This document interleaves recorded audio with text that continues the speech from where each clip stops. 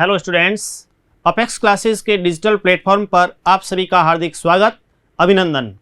My self Lakshman Singh Rao, your English educator. Structure of passive voice में मैंने आपको सारणी लिखाई थी, आपको ध्यान हो तो उसमें मैंने लिखाया था कि एक्टिव वॉइस का जो सब्जेक्ट है, कर्ता, यानी I, we, you, they, he, she, it, name, जितने भी है वो जब पैसिव में जाएंगे तो किस प्रकार से कि आई का मी, वी का अस, यू का यू, दे का देम, ही का हिम, सी का हर, इट है तो इट, और नेम यानी राम है तो राम, श्याम है तो श्याम, सीता है तो सीता, गीता है तो गीता, जो भी वो रहेगा।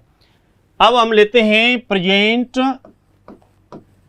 टेंस के पहले भाग, प्रेजेंट सिंपल के अंतर्गत अंग्रेजी सीखने की जो बात हमने कही, तो उसमें चौथा हिस्सा structure of passive voice. Structure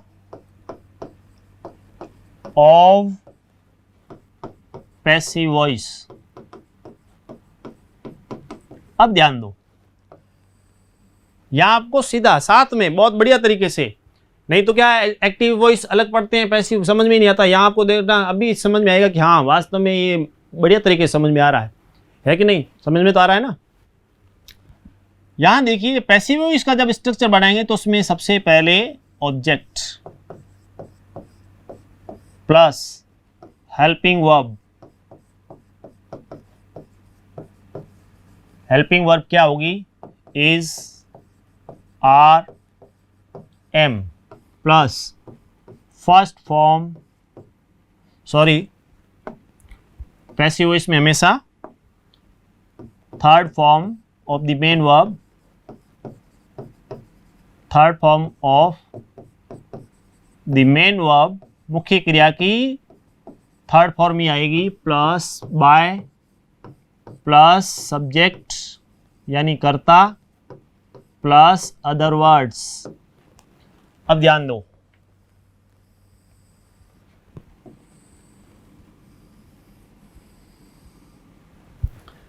ये पैसिव वॉइस का स्ट्रक्चर है। पैसिव वॉइस का स्ट्रक्चर दिया हुआ है तो उसमें देखिए ऑब्जेक्ट यानी कर्म, सबसे पहले कर्म, उसके बाद में आपको सहायक क्रिया लगानी है, हेल्पिंग वर्ब लगानी है। हेल्पिंग वर्ब के बाद में यहाँ पे देखिए थर्ड फॉर्म। एक बात ध्यान रखो, थर्ड फॉर्म अकेली कभी नहीं आती है। थर्ड फॉर्म अकेली कभी नहीं आती, तो क्या होता है? थर्ड फॉर्म के साथ में हेल्पिंग वर्ब जरूर होती है। और आप जैसे लिख रहे हैं ना, पता चल जाएगा अपने आप कि आपने थर्ड फॉर्म लगा दी और साथ में हेल्पिंग वर्ब नहीं लगाई, इसका मतलब आपकी गड़बड़ है सेंटेंस। और फिर आपको बाय लगाना है। बाय अपनी लैंग्वेज में, लोकल लैंग्वेज में बाई मतलब, बाई यानी, बाई किसको बोलते हैं? कई लोग बाई यानी मम्मी को भी बोलते हैं कि बाई, बाई जी अलग शब्द हो गया, बाई यानी मम्मी। तो उनके बिना काम होता नहीं, तो ये बाई का प्रयोग एक प्रकार से उस रूप में। और बाई यानी द्वारा। यहाँ पे हिंदी की जब बात आती है तो कृतवाची और कर्मवाची की बात हुई तो उसमें देखिए द्वारा आता ना, बाई। ये तो इंग्लिश में जिसको याद है कि पैसिव वॉइस में बाई द्वारा आता है, तो वो हिंदी में कृतवाच्य कर्मवाच्य बोर्ड के अंदर जो प्रश्न पूछते हैं उसका सबसे सही तरीके से वो उत्तर दे सकता है। उसके बाद में सब्जेक्ट और फिर अदर वर्ड्स। अब यहाँ पे ध्यान दीजिए, यहाँ ऑब्जेक्ट पहले आएगा और सब्जेक्ट पीछे चला जाएगा उस रूप में। तो यहाँ देखिए कैसे सेंटेंस बनाना है। उससे पहले आपको क्लियर कर दें कि इज का जो प्रयोग है, इज सहायक क्रिया का, इज सहायक क्रिया का प्रयोग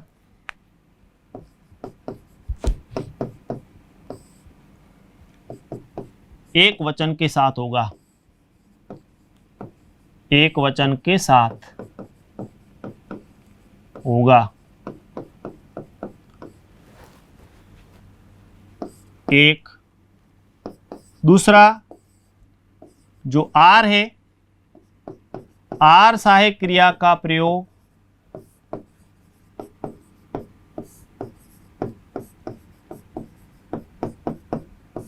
बहुवचन के साथ होगा।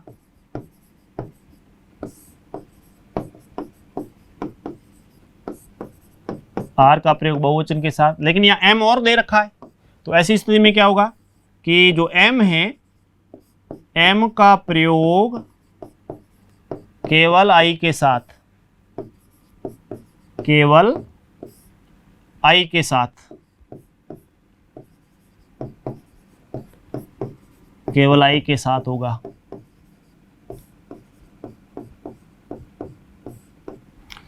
अब एक दो चीज जो है थोड़ा सा इधर ध्यान दीजिए कि जब हम एस ई एस आदि का जो प्रयोग करते हैं तो उसमें देखिए जैसे शब्द आता है, मान लीजिए शब्द आ गया ट्राई, अब इसमें एस ई एस की बात है तो आपने यदि एस लगा दिया या ई एस लगा दिया तो गड़बड़ हो जाएगी। ऐसी स्थिति में क्या होता है, वाई के स्थान पे वाई हटेगा और आई ई एस लगेगा तो शब्द बनेगा ट्राइज। बोर्ड हमेशा ऐसे, बोर्ड के अंदर जो स्टूडेंट बोर्ड वाले हैं, जो पैसिव वॉइस आदि की बात आती है, करेक्ट फॉर्म आदि की बात आती है, उन दोनों के लिए कह रहा हूं। करेक्ट फॉर्म में बोर्ड हमेशा ऐसे प्रश्न पूछता है जहां स्टूडेंट कंफ्यूज हो, 100% वैसा ही पूछेगा, सीधा कभी नहीं पूछता। जैसे आपको शब्द दे दिया वरी, करेक्ट फॉर्म में आपको वरी दे दिया और वहां पर ऐसी स्थिति में आपने यदि एस लगा दिया या फिर वाई हटा के ई एस कर दिया तो भी गलत, क्योंकि यहां पे वाई हटेगा और इस टाइप से बनेगा वरीज, इस रूप में बनेगा। ये दोनों आपके उदाहरण के लिए बता रहा हूं, ध्यान होने चाहिए इसलिए क्योंकि महत्वपूर्ण चीजें हैं। अब हम इसमें बढ़े तो यहां पर हमने स्ट्रक्चर ऑफ पैसिव वॉइस का फॉर्मूला लिखा है, कैसे बनता है अभी आपको सिखाता हूं कि पैसिव बहुत इजी वे से, सरल तरीके से कि डायरेक्टली आप किस प्रकार से पैसिव वॉइस बनाएं। तो यहाँ object, helping verb, is are am दे रखा है, थर्ड फॉर्म, पैसिव वॉइस में हमेशा थर्ड फॉर्म आएगी, फिर बाय और सब्जेक्ट। सब्जेक्ट कैसे चेंज होगा, आई का, मी, वी का, वो, इस रूप में आपको बताया। इज का प्रयोग एक वचन के साथ करेंगे आप, आर का प्रयोग बहुवचन के साथ और एम का प्रयोग आई के साथ। आई आगे डबल ऑब्जेक्ट वाला यदि पैसिव वॉइस है तो आगे भी आ जाएगा। अब इसमें जैसे देखिए ये हो गया इसका फॉर्मूला। अब इसमें हम क्या करें, पैसिव वॉइस में कैसे चेंज करेंगे, तो देखिए यहाँ मैं सामान्य वाक्य ले रहा हूँ, जैसे मैं साधारण से वाक्य ले रहा हूं, आपको समझ में आ जाए अच्छी तरह से सभी के लिए। मैं पुस्तक पढ़ता हूं, ध्यान दो, मैं पुस्तक पढ़ता हूं। बिल्कुल, किससे पता चला, हिंदी का वाक्य पढ़ा तो अंत में ता है, ती है आया हुआ है तो पता चला प्रेजेंट सिंपल। इंग्लिश में कैसे बनाएंगे कि I read a book, I read a book, मैं एक पुस्तक पढ़ता हूं या मैं पुस्तक पढ़ता हूं। आई रीड बुक ऐसे भी लिख सकते हैं आप, मैं पुस्तक पढ़ता हूं, इसका आई रीड अ बुक ऐसे बनाया हमने। तो बना कैसे, ऐसे बना कि ये बन गया कर्ता, ये हो गया कर्ता सब्जेक्ट, ये हो गई हमारी वर्ब, वर्ब की first form I. First form क्यों आई कि आई बहुवचन में है इसलिए, और अ बुक। अब ध्यान दो, ये वाक्य ऐसे बना हुआ 1 2 3, पैसिव वॉइस में जाएंगे तो इस टाइप से ये कैसे चेंज होगा कि जो 3 नंबर है वो 1 पे आएगा। तो इस वाक्य में ये सब्जेक्ट है, ये वर्ब है, ये ऑब्जेक्ट है, तो यहाँ पहले क्या लेना है, ऑब्जेक्ट लेना है। देखिए इसमें पैसिव वॉइस वर्ड बना रहे हैं तो पैसिव वॉइस में सबसे पहले क्या आएगा, ऑब्जेक्ट। तो इस वाक्य में ऑब्जेक्ट क्या है, इस वाक्य में ऑब्जेक्ट है अ बुक, तो अ बुक ले लिया। लेने के बाद यहाँ तुरंत यहाँ चेक कीजिए कि ऑब्जेक्ट लिया, चेक कर दें, राइट का निशान लगा दें कि मैंने ऑब्जेक्ट ले लिया है। उसके बाद में आप तुरंत जाइए यहाँ पर, वहाँ जाने से पहले ये देखिए कि ये जो मैंने ऑब्जेक्ट लिया है, ये जो ऑब्जेक्ट लिया है क्या ये एक वचन है, बहुवचन है, किस टाइप से है। एक वचन है तो ऐसी स्थिति में इज लगाइए सहायक क्रिया के रूप में, और बहुवचन है तो आर लगेगा। आई यदि आ रहा है पहले तो एम लगेगा। तो यहाँ देखा कि अ बुक है वो एक वचन के रूप में है, अ भी लगा हुआ है, बुक बुक्स लगा हुआ नहीं है, तो अ बुक, उसके बाद में लगेगा हेल्पिंग वर्ब के रूप में क्या लगेगा, इज, तो यहाँ आ गया इज। ये भी हमारे हो गया, यानी आपने ऑब्जेक्ट ले लिया, सहायक क्रिया ले ली, उसके बाद में पैसिव वॉइस में क्या आती है, हमेशा थर्ड फॉर्म। तो इसमें मेन वर्ब क्या है, रीड, रीड की थर्ड फॉर्म क्या होती है, तो रीड, रेड, रेड, तो यहाँ थर्ड फॉर्म आ जाएगी रेड। ठीक है, तीनों एक जैसी ही स्पेलिंग होती है रीड में, लेकिन पढ़ने में फर्क, रीड, रेड, रेड। और हमारे को कैसे पता चला कि ये थर्ड फॉर्म है, तो मैंने अभी थोड़ी देर पहले कहा था कि थर्ड फॉर्म आई है तो साथ में क्या है, हेल्पिंग वर्ब, तो समझ गए कि थर्ड फॉर्म। और a book, object, helping verb is, third form red, फिर क्या लगाना है, बाय, लगा दीजिए बाय, बाय लगा दिया। पीछे क्या रह गया, सब्जेक्ट। सब्जेक्ट क्या है इसमें, देखिए इस वाक्य को पढ़ने पर सब्जेक्ट यहाँ पे क्या, कर्ता क्या है, कर्ता है आई। तो आई को जब चेंज करेंगे तो उस समय ऑब्जेक्ट के रूप में तो कैसे जाएगा, तो आई का क्या होगा, मी, आई का हो जाएगा मी। ये आपका वाक्य बन गया, a book is read by me. बिल्कुल सिंपल सेंटेंस दिया है, सामान्य सेंटेंस दिया, ताकि बेसिक से बाद में हम जो डबल ऑब्जेक्ट वाले वो भी आपको पैसिव वॉइस बन, लेकिन शुरुआत में आप सभी को समझ में आ जाए। इसके उदाहरण और लेते हैं हम, और भी आपको उदाहरण बताता हूं। जैसे सेंटेंस लिखा, राम हमेशा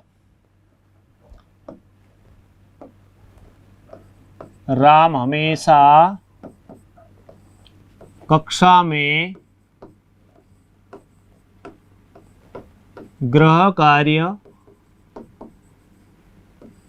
करता है। काम तो गृह कार्य है जो घर पे दिया है उसका, लेकिन कक्षा में कर रहा है। इंग्लिश में वाक्य बनेगा कि राम, उसके बाद में क्या लेंगे, प्रेजेंट में सबसे पहले कर्ता आ गया, कर्ता के बाद में मेन वर्ब की फर्स्ट फॉर्म क्या है, करना, करने को क्या कहते हैं, डू। लेकिन यहाँ देखिए राम एक वचन है और अंत में यहाँ ओ आ गया, तो इसलिए क्या लगेगा, ईएस। राम डज क्या करता है, राम डज होमवर्क,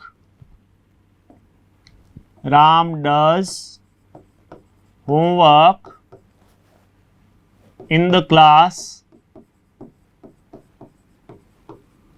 डेली। हो गया, ये तो हो गया कि ये सब्जेक्ट, उसके बाद में ये मेन वर्ब के रूप में आई यहाँ पे, उसके बाद में ऑब्जेक्ट, और ये हो गए अदर वर्ड्स। ये सब्जेक्ट है, ये ऑब्जेक्ट है, ये एक्टिव वॉइस। अब इसको जब पैसिव वॉइस में बनाएंगे तो देखिए किस टाइप से। पैसिव वॉइस में क्या होता है कि ऑब्जेक्ट आ जाता है सबसे आगे, यहाँ आ जाएगा ऑब्जेक्ट, उसके बाद में यहाँ क्या लगेगी, यहाँ पे आएगी हेल्पिंग वर्ब। हेल्पिंग वर्ब कौन सी, इज, आर, एम में से कोई एक, ठीक है। उसके बाद में क्या लगेगा, ध्यान देना है कि ये जो मेन वर्ब है, इस मेन वर्ब की आ जाएगी थर्ड फॉर्म। फिर क्या लगेगा, फिर लगेगा बाय, और ये जो फिर सब्जेक्ट है वो सबसे लास्ट में आ जाएगा यहाँ पे। और अदर वर्ड जो है, अन्य शब्द हमेशा अपने स्थान पर ही रखने हैं, उसको चेंज नहीं करना है। अदर वर्ड्स है तो अदर वर्ड्स, ठीक है। इधर ध्यान दो कि यहाँ पे जो सेंटेंस दिया है, ये सबसे पहले सब्जेक्ट है, ये मेन वर्ब है, यहाँ पे डज मेन वर्ब के रूप में आई है, डू का करना, करता है उसको होमवर्क ऑब्जेक्ट के रूप में, और इन द क्लास डेली ये अदर वर्ड्स जो एडवर्ब सहित है। यहाँ पे हमारे को क्या करना है कि जब पैसिव वॉइस बना रहे हैं, हम पैसिव बना रहे हैं, तो सबसे पहले पैसिव में क्या आता है, ऑब्जेक्ट। इसमें ऑब्जेक्ट क्या है, तो यहाँ पे देखा कि ऑब्जेक्ट लिखा हुआ है होमवर्क, तो यहाँ पे लिखिए होमवर्क, ये होमवर्क हो गया। होमवर्क लिखने के बाद में, क्योंकि हमारा जो फॉर्मूला होता है उसमें क्या होता है कि सबसे पहले ऑब्जेक्ट लेना है, उसके बाद में हेल्पिंग वर्ब लेनी है, फिर थर्ड फॉर्म, फिर बाय, फिर सब्जेक्ट और अदर वर्ड्स। यहाँ हमने ऑब्जेक्ट ले लिया, कर्म ले लिया, कर्म क्या है, होमवर्क। अब इसको चेक करिए कि एक वचन है या बहुवचन, तो यहाँ पे होमवर्क एक वचन है, इसलिए यहाँ क्या लगेगा, इज। ऑब्जेक्ट ले लिया, हेल्पिंग वर्ब ले ली, ठीक है। उसके बाद में पैसिव वॉइस में हमेशा थर्ड फॉर्म आती है, तो होमवर्क इज, यहाँ पे क्या लिखा है, डू। डू की थर्ड फॉर्म क्या होगी, do, did, done. Homework is done. फिर क्या लगाएंगे, बाय। सब्जेक्ट क्या है, यहाँ पे देखिए राम, तो नाम यदि कोई भी है तो नाम का वापस नाम ही आएगा, राम है तो राम। ध्यान क्या रखना है कि वो जो भी नाम है, चाहे फर्स्ट में आए, बीच में आ जाए, मिडिल में, लास्ट में आए, जो भी नाम होगा उसका पहला अक्षर हमेशा कैपिटल ही रहेगा, ये ध्यान रखना है। तो यहाँ पे बन गया homework is done by Ram. उसके बाद में क्या लिखा है, अदर वर्ड्स क्या है कि इन द क्लास डेली, ये अदर वर्ड्स है और इसमें चेंज नहीं करना, इसका प्लेस वही रखें, और ये बन गया पैसिव वॉइस। थोड़ा सा इसको वापस रिव्यू करते हैं। देखिए कि यहाँ पे सेंटेंस दिया है एक्टिव वॉइस में, हिंदी में दे रखा है कि राम हमेशा कक्षा में गृह कार्य करता है, यहाँ हमेशा शब्द एडवर्ब के रूप में यहाँ पे ता है, ये दे रखा है। जब इसको हम बनाएंगे इंग्लिश में तो क्या बनेगा, जब भी आप स्पीकिंग में भी करें तो उसमें देखिए Ram does homework in the class daily, ये बना। फिर पता लगाइए कि राम क्या है सब्जेक्ट, डज क्या है मेन वर्ब, ये होमवर्क ऑब्जेक्ट हो गया, इन द क्लास डेली हो गए अदर वर्ड्स। अब इसको पैसिव में जब चेंज करना है तो यहाँ ध्यान दें, पैसिव में जब चेंज करेंगे तो फॉर्मूला ये रहेगा, क्या रहेगा कि ऑब्जेक्ट सबसे पहले, उसके बाद में हेल्पिंग वर्ब। हेल्पिंग वर्ब कौन सी आएगी, या तो इज आएगा या आर आएगा या एम। एक वचन है तो इज लगाइए, बहुवचन में आर और आई के साथ एम। पैसिव वॉइस में हमेशा थर्ड फॉर्म आती है, इस बात का ध्यान रखना है। और पता कैसे चलेगा, साथ में हेल्पिंग वर्ब है, हेल्पिंग वर्ब यानी सहायक क्रिया है तो ही वो थर्ड फॉर्म मानी जाएगी, सीधी थर्ड फॉर्म अकेली कभी नहीं आती। फिर लगेगा बाय, बाय यानी द्वारा, बाय यानी मम्मी भी बोलते हैं, वो अलग चीज़ है। यहाँ पे क्योंकि इंपॉर्टेंस मम्मी का है तो इसलिए यहाँ पे भी बाय का इंपॉर्टेंस है, कुछ में नहीं भी आता वो आगे बताएंगे हम। यहाँ पे उसके बाद में देखिए एस यानी सब्जेक्ट, तो यहाँ पे सब्जेक्ट बन गया और अदर वर्ड्स इस टाइप से। अब इसको कैसे बनाएंगे, इसमें देखिए कि ऑब्जेक्ट क्या है, ऑब्जेक्ट यानी होमवर्क, उसके बाद में इज यानी यहाँ पे बाय यानी द्वारा, आपके जनरल अपनी लैंग्वेज बोलते हैं इसलिए कहा होमवर्क। उसके बाद में इज इसलिए क्योंकि होमवर्क एक वचन है, पैसिव वॉइस में थर्ड फॉर्म, डन, फिर लगाया बाय, उसके बाद में सब्जेक्ट क्या था Ram, other words in the class daily, वाक्य बन गया। तो इस प्रकार से, क्योंकि फॉर्मूला देखिए object, helping verb is are am, passive voice में थर्ड फॉर्म, फिर लगा बाय, सब्जेक्ट और अदर वर्ड, ये हमारा फॉर्मूला था। उसी के आधार पे हमने ये वाक्य सेंटेंस को बनाया और इस टाइप से ये बनेगा। ठीक है, मैं विश्वास करता हूँ आपको अच्छी तरह से समझ में आ गया होगा कि ऐसे और सारे बहुत सारे जो भी है वो सेंटेंस हम बनाएंगे। बढ़ते हैं हम आगे। नेक्स्ट में देखिए, इसमें जो सेंटेंस बनाया इसको लेकर के सीधा सा हम चलते हैं। जैसे वाक्य बनाया कि मैं प्रतिदिन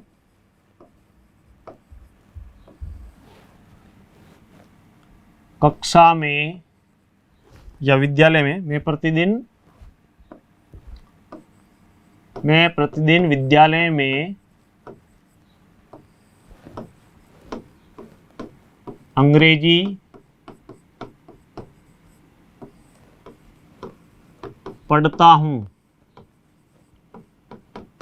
इस टाइप से बना अंग्रेजी में। तो इसका पहले एक्टिव वॉइस, ये तो है हिंदी में, अंग्रेजी कैसे बनाए तो उसमें देखिए अंग्रेजी इस टाइप से बनेगी।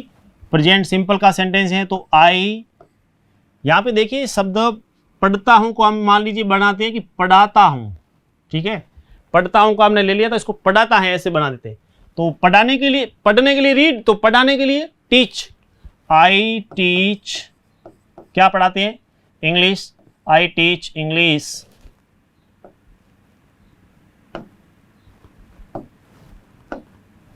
I teach English in the school every day। ये बन गया एक्टिव वॉइस।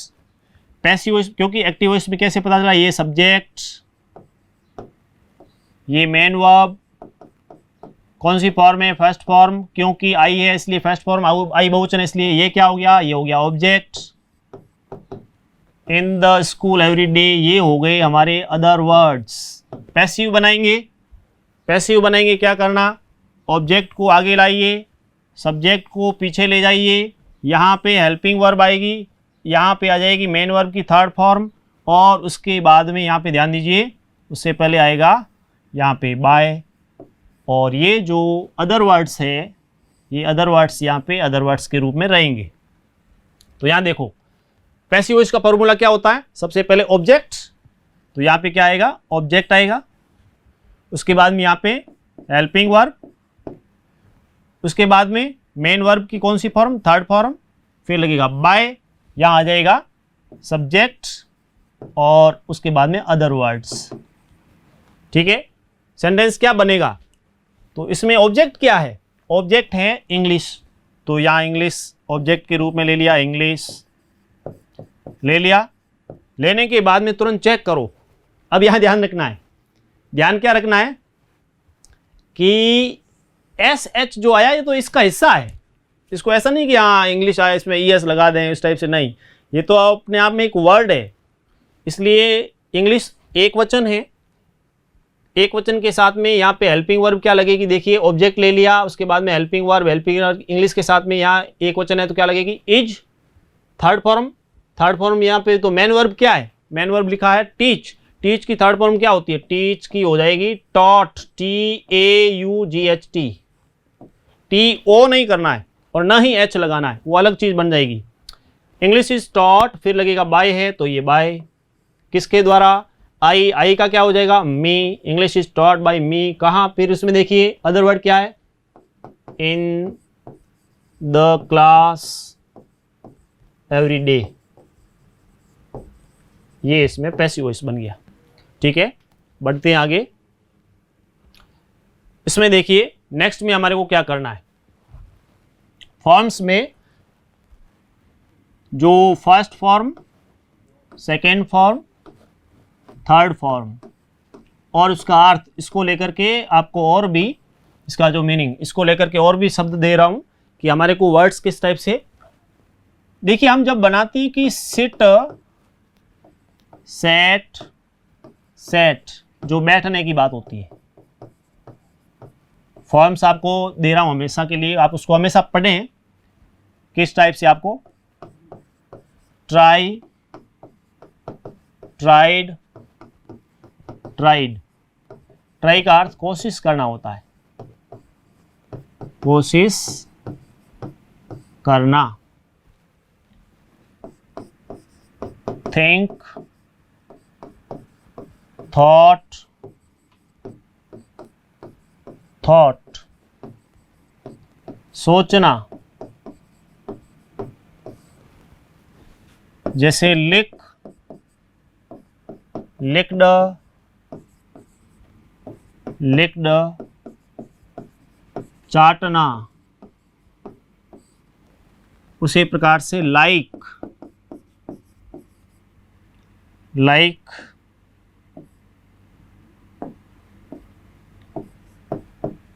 लाइक्ड, लाइक्ड, पसंद करना। आपने भी लाइक किया कि नहीं, लाइक करना है, उसमें जब वीडियो वगैरह देख रहे हैं ना तो साथ में लाइक भी करते जाएं। और बहुत सारे ऐसे उसी प्रकार से जो वर्ब्स है, वर्ब्स में हमारे को बहुत सारी ऐसी वर्ब्स याद करनी पड़ेगी। उससे क्या है कि हमारे को एक ध्यान दें कि जैसे सेट, सेट, सेट रवाना होना, उसके लिए सेट आउट जो होता है ना, और एक स्थापित करना, सेट यानी स्थापित करना, और सेट आउट यदि साथ में लग जाए तो रवाना हो जाना। सेट आउट यानी वो फ्रेजल वर्ब के रूप में बनेगा, उसका अर्थ हो जाएगा रवाना, रवाना होना। ठीक है, उसी प्रकार से ईट, एट, ईटन। अब यहां ध्यान दें, भोजन जो होता है उसको खाना, क्रिया के रूप में, खाने की जो क्रिया होती है ना, वैसे भोजन तो कहलाएगा फूड, भोजन यानी फूड यानी भोजन, फूड यानी भोजन, और इस भोजन को खाना तो वो ईट में, ईट, एट, ईटन, इस टाइप से ये वर्ब्स है।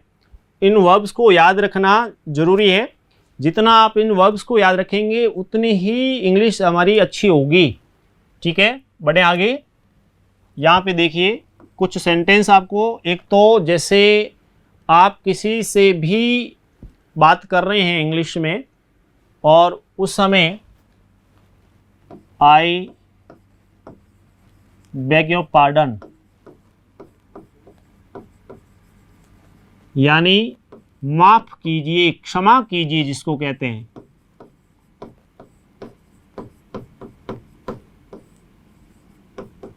कीजिए, इस टाइप से आप I beg your pardon phone पर भी बोलते हैं। उसी प्रकार से एक ध्यान दीजिए, जब हम वाक्य बोलते हैं ना, मे आई कम इन सर, यहां ध्यान दीजिए, क्या मैं अंदर आ सकता हूं, आ सकता हूं, सकती हूं, जो भी है, मे आई कम इन सर, मैं अंदर आ सकती हूँ, इस टाइप से। यहाँ ध्यान दीजिए, इसको मैं पढ़ा जाएगा, ठीक है, ये मैं नहीं है। हम बोलते हैं ना मैं, कि मैं आई कम, मैं नहीं है, ये मैं है। और इसको पूरा पढ़ें, क्योंकि आप क्या पढ़ते हैं, मैं आई कमीन बोलते हैं ना, या फिर कमीन, कम इन बोलना, मतलब पूरा सेंटेंस अच्छे तरीके से बोलें, नहीं तो हमारी जो जिसको कहें सभ्य भाषा, मे आई कम इन सर पूरा शब्द होना चाहिए। जैसे आप कलेक्टर ऑफिस में गए, स्कूल में प्रिंसिपल ऑफिस में गए, डायरेक्टर सर बैठे हैं, वहाँ पर आप ऑफिस में जाते हैं, तो मे आई कम इन सर, इस टाइप से। एक्सक्यूज़ मी सर ऐसे भी बोल सकते हैं, तो वो उचित रहता है। और आप इसको केवल कम इन सर, मतलब ये उचित नहीं है, अच्छी भाषा भी नहीं है, और बहुत ही गड़बड़ है इसमें। तो मान लीजिए आप परमिशन दे रहे हैं, तो उसमें आप ऐसे भी लिख सकते हैं कि यस यू कैन, हाँ तुम जा सकते हो, आ सकते हो, इस रूप में हो गया, ठीक है। और वर्ड्स जो नेक्स्ट डे के लिए मैं आपको दे रहा हूँ, उसमें कुछ शब्द आपको पहले दिए थे, वर्ड्स हमेशा आपको दिए जाएंगे नेक्स्ट में। जैसे आप बताएंगे भिंडी को क्या कहते हैं, गोभी, सरल सरल दूंगा, और सेब, ध्यान रखना सेब नहीं होता है, सेब होता है, सही शब्द सेब होता है। इंग्लिश में देखिए, आना, जाना और पकाना, बॉयज़ गर्ल्स लेडीज़ वगैरह सभी के लिए है, ठीक है। ये इस प्रकार से अपने शब्द हो गए, और सबको बताए, क्योंकि क्लास जो भी 6ठी से 12वीं जो भी गार्जियंस हैं, पेरेंट्स वगैरह, जो भी रिलेटिव्स फ्रेंड्स, सभी के लिए हैं, बिजनेसमैन वगैरह सब, उसको टेंस आपको बहुत बढ़िया तरीके से समझा दूंगा पूरे, ये आपको दावे से कह रहा हूँ। समझ में भी आया है, लाइक ज़रूर करें, थैंक यू। सब्सक्राइब करें हमारा apex classes edutech YouTube channel, साथ ही बेल आइकन को क्लिक करना बिल्कुल ना भूलें, ताकि आगे आने वाले सभी यूट्यूब वीडियोस की अपडेटेड नोटिफिकेशंस सबसे पहले आपको मिले। Apex classes edutech, subscribe now.